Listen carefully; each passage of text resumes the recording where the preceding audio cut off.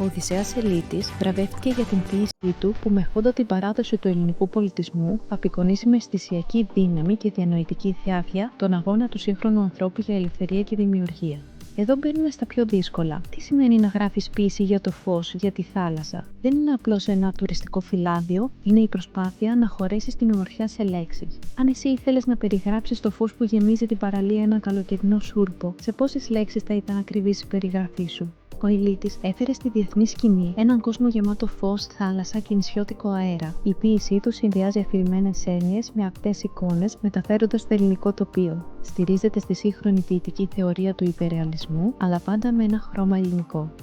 Τα έργα αυτών των ανθρώπων δημιούργησαν γέφυρες ανάμεσα στην εθνική και παγκόσμια ταυτότητα, επισήμαναν τις εκφραστικές δυνατότητες της ελληνικής γλώσσας και προσέφεραν στην ανθρωπότητα έναν στοχασμό πάνω στη μοίρα, την απώλεια, την ελπίδα και το φως. Άλλωστε, τι είναι αυτό που κάνει πραγματικά ένα έργο σημαντικό? Είναι η φήμη ή οι πωλήσεις? Ή είναι κάτι ακόμα περισσότερο?